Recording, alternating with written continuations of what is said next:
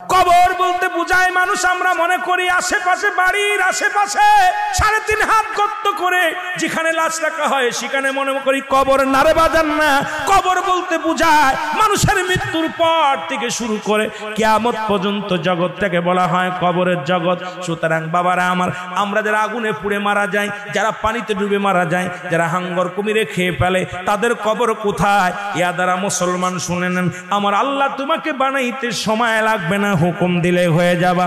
সুতরাং মৃত্যুর পর থেকে শুরু করে কিয়ামত পর্যন্ত জগৎটাকে বলা হয় কবর।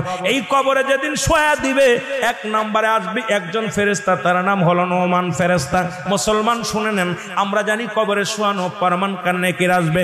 এই ভাইরা আমার, মুনকার নেকির আসার আগে নোমান ফেরেশতা আসবে, কবরে ঢুকে যাবে। সব মুসলমান ডাকতে বলবে, ভাই ওঠো, তোমার ভিতরে রূহটা দেয়া হলো। আজরাইল আলাইহিস সালাম রূহটা বাইর করেছে, আমার আল্লাহ তোমাকে জানটা দিয়েছিল, এটা কবজ করেছে।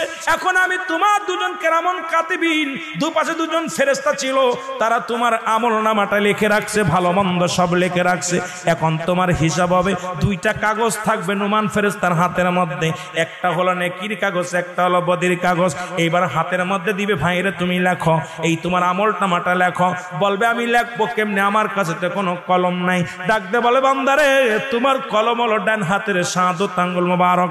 এই মুসলমান এই আঙ্গুলটার বড় দাম। এরে আমরা হলে সুন্নাতুল জামাতের যারা মুসলমান আশিকেরা, শোনো, এই আঙ্গুলের মাথায় সুন জড়ায় না।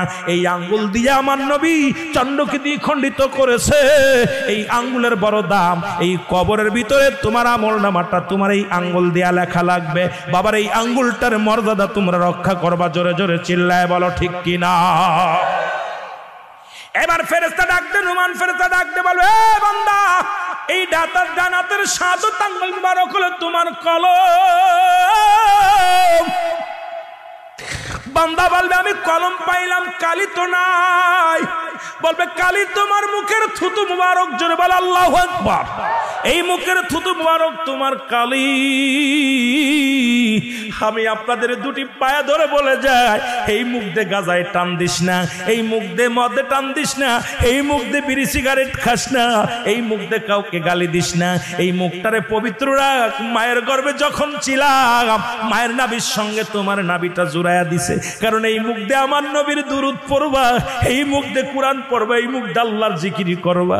এই মুখটা দিয়া কেমনে তুমি গাজার মধ্যে টান দাও, এই মুখটা দিয়ে কেমনে বিড়ির মধ্যে টান দাও, এই মুখটা দিয়া কেমনে তুমি হারাম খাও, এই মুখটা দিয়া কেমনে তুমি হারাম জিনিস ভক্ষণ করো।